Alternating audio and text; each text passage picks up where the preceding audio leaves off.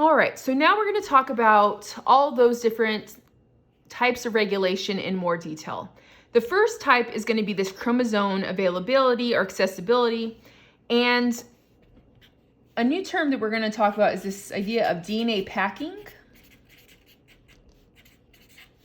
And what happens is that cells can pack the DNA very tightly and basically inactivate certain genes. Okay, so we'll say cells may use DNA packing.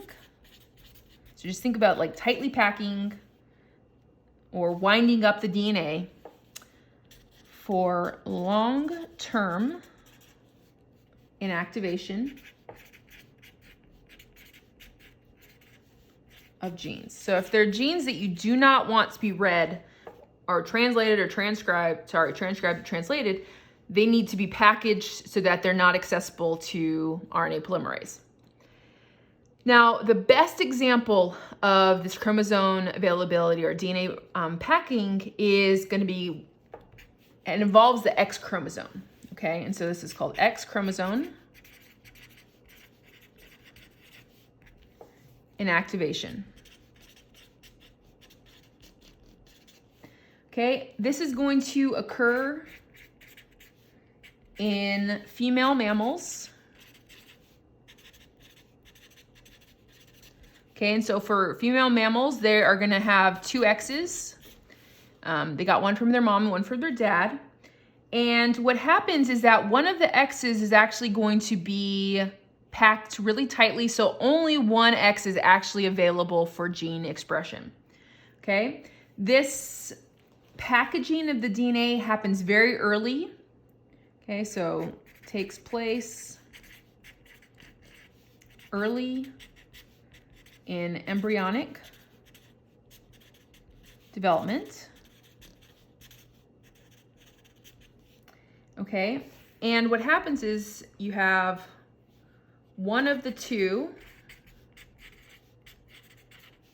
X chromosomes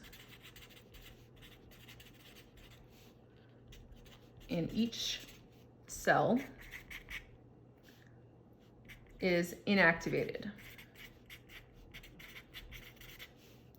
at random. Okay, when we have this happen, so you can have just like your normal X chromosome, the other X chromosome is basically going to be so tightly packed, it looks different. It doesn't even look like an X chromosome anymore. And what we call this is, you can see it when you look at karyotypes, it's called a bar body. Okay. And so very early on in development, so we could say like, it could be potentially when there are maybe 8 cell stage, maybe a little bit after that. Each of the individual cells will deactivate one of the chromosomes. So it could be the paternal chromosome X or the maternal chromosome X. And then from that period on, every cell that is going to descend from that cell will have the same X chromosome inactivated. Okay, it's random. So throughout your entire body, if you're a woman, you're going to have different cells that are going to have the different maternal or paternal X chromosome inactivated. Okay, so let me just write that out. So all cells descended from each of the original cells will maintain the same pattern of X inactivation. Now, one of the best examples of this has to do with cats. So if you've ever seen a calico cat, they have both kind of black fur and orange fur. And this is the coat color is going to be on the chromosome, the X chromosome. And so if you have a genotype of, you have both the orange and the black, because these are, it's a female, you only have females that are calico, they will inactivate one of the X chromosomes, and if you have a heterozygote, you're going to have either orange or black alleles that are going to be expressed. So for example, if you look at orange patches on this cat, the X that's been bar-bodied and is no longer functional, has been activated, is the one with the black, and so you only have the orange expressed in those cells. In other parts of the body where it's black, those cells had the X with the orange allele inactivated, and so therefore the only X that's available is the one with the black allele, and so that's why the fur is black. Okay, so this is happening in humans, in women.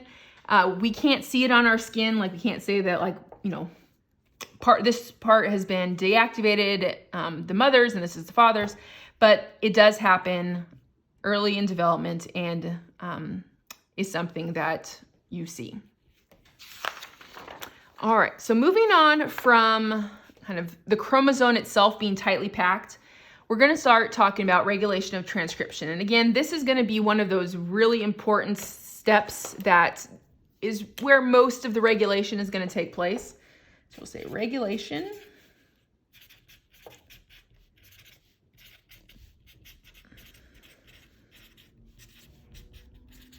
Okay. So the initiation of transcription is the most important stage for regulating gene expression.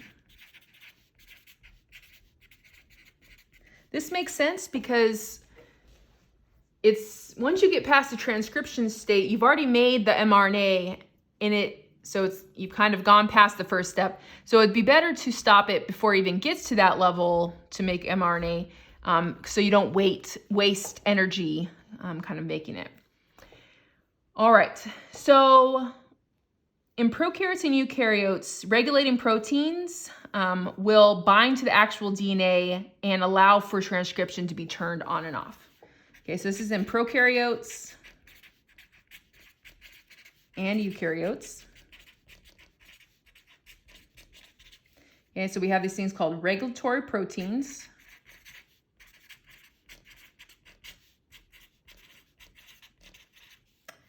Okay, and they will bind to DNA and turn on or off the transcription of genes. Okay. Now in eukaryotes, it's more complex because there are going to be many, many proteins, and we're only going to talk about this in very minor detail. People study this, and that's all they study is how genes are transcribed. And so we'll talk a little bit about what these different regulatory proteins are going to be called. And the main term, they're going to be called transcription factors.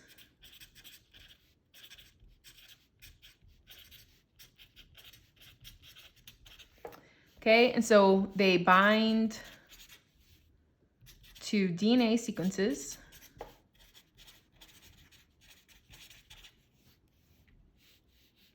called enhancers or promoters.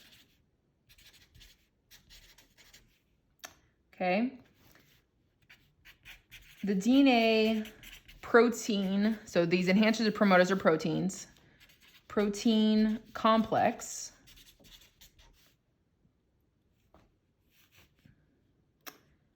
promote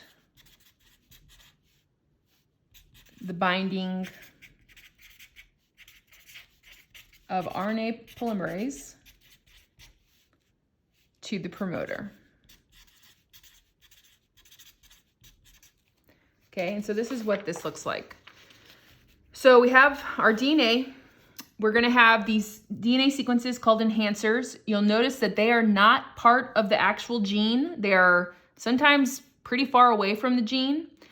And you'll have these other proteins, which are called transcription factors, that will then bring the enhancer control sequences into contact with the promoter, and that will then allow for RNA polymerase to come in here.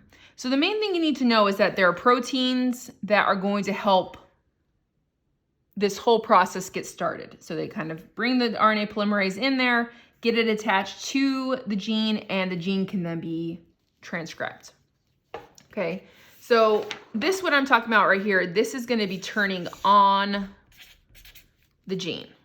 Okay, now on the other side of this things, we have repressor proteins.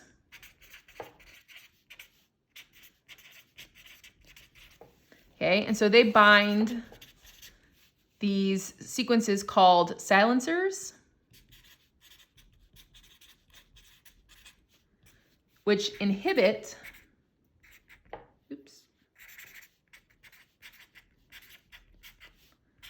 the start of transcription. So they basically block, it would be, I don't have a picture of this one, but it would basically come in here and would block it so that you can't get RNA polymerase on there. Okay, repressors are less common in eukaryotes. Okay, so this would be turning genes off. Now, the reason why they're less common in eukaryotes is because the default state of most genes is to be turned off. And so you need actually something to turn it on, because otherwise it'll just remain off. And so I'll write that down. So default state of most genes in multicellular eukaryotes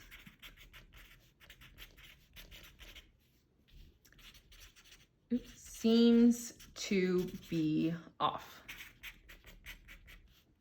Okay, there is an exception to this. So this is with the exception of, some people call them housekeeping, or I think essential. We use the word essential. Essential workers a lot. So these are of essential genes. So these are genes that have to be turned on in every single cell. Okay, so essential genes like routine activities, so glucose, digestion is something that every cell is going to have to be able to do. Okay, so almost all of the genes are going to be turned off, and so then transcription factors can turn them on, but there's some cases where they're always turned on, and those are going to be the ones that are the most important. All right, so that is transcription regulation. The next type of regulation is going to be RNA processing and breakdown. Okay, so remember, RNA processing is going to be splicing, adding a cap and a tail. Okay, so we've already talked about the addition of the cap and tail, and that those two things are very important for the mRNA to be able to leave the nucleus. But the main thing I'm going to talk about right here is kind of this topic of alternative splicing. Okay, and so what happens is that you can splice, which means kind of remove introns and join exons. Okay, so can splice. Let's just put join exons of an RNA sequence in more than one way.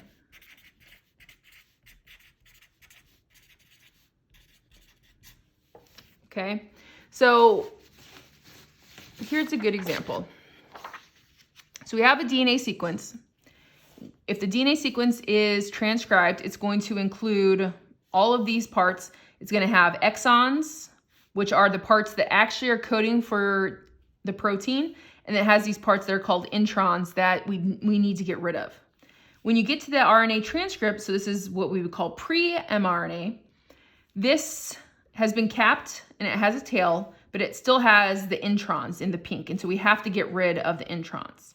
What can happen is that you can cut the mRNA in different ways, okay? So you could have cuts where you kind of get rid of this part, but you could also cut it in a way where you get rid of this entire part and get rid of this exon right here, okay? And so what happens in that case is that, you know, maybe we got rid of this part, and this part, which then leaves us with 1, 2, 4, and 5.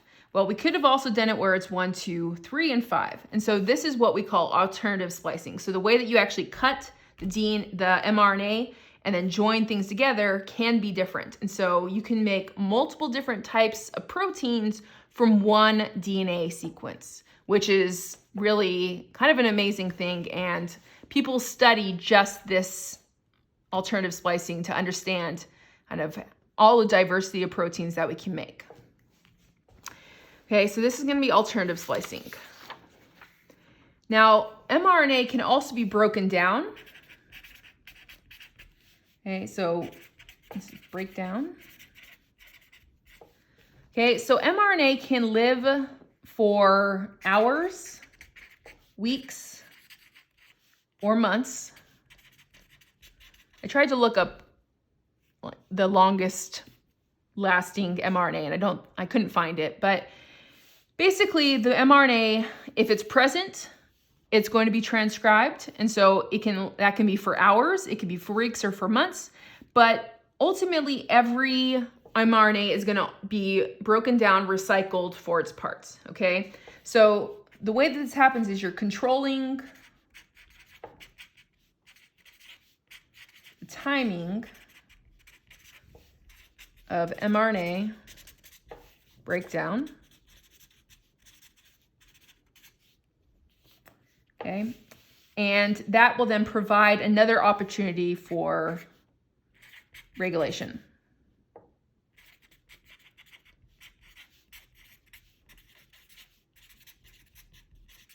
Okay, now there are some interesting ways that the mRNA can be broken down, and it actually involves other types of RNA. So we've already talked about 3 different types of RNA so far. So we've done mRNA, rRNA, and tRNA. So those are just a few of them. What I'm going to talk about right now is called microRNA, and it sometimes looks like this. If you'll notice, you always have lowercase letters and then the RNA. Okay, and so much of the genome, so this is like, if we're looking at the whole entire DNA sequences in the body, we call that the genome. So a significant amount of the genome is transcribed into functioning but non-protein coding RNAs. Okay, so we have not talked about these before. Although tRNA is going to be a good example of that one. Okay, so one of these types is, again, microRNA. Okay, and these are going to be small, single-stranded RNA molecules. Okay, and what they do is they bind to complementary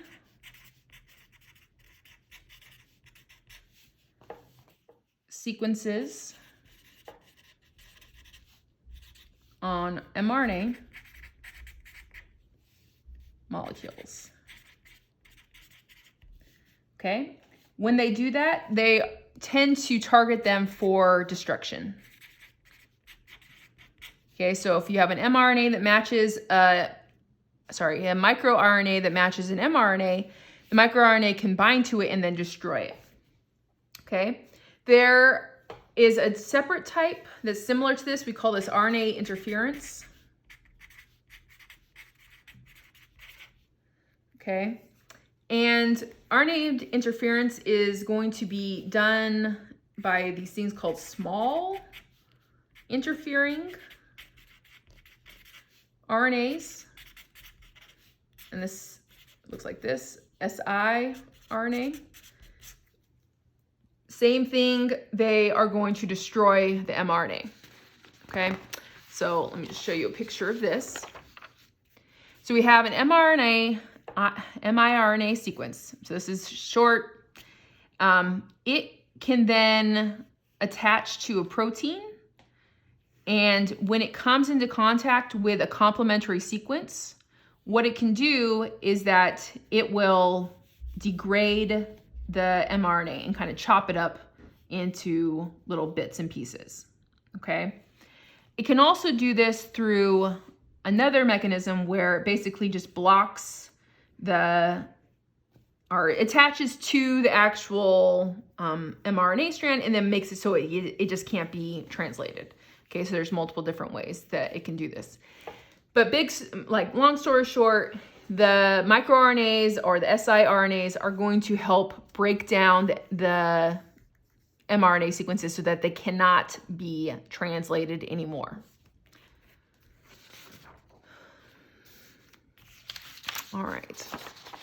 The next step after kind of that type of regulation is going to be translational regulation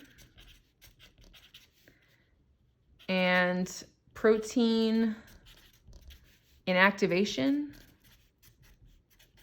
or sorry, I should say protein activation and breakdown. Okay. We're not really going to talk much about this, but just the whole process of translation can be regulated.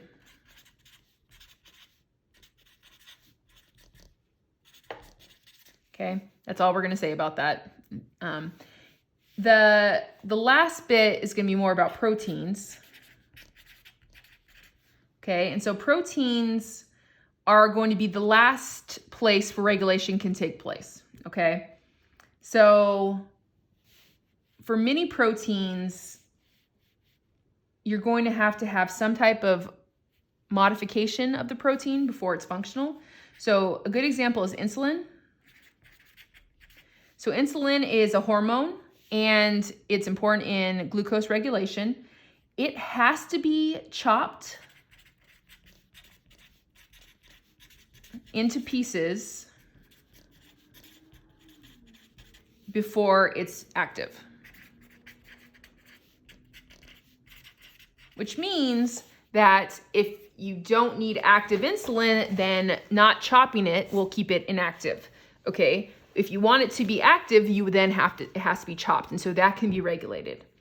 I also mentioned this earlier that chemical modifications are pretty common.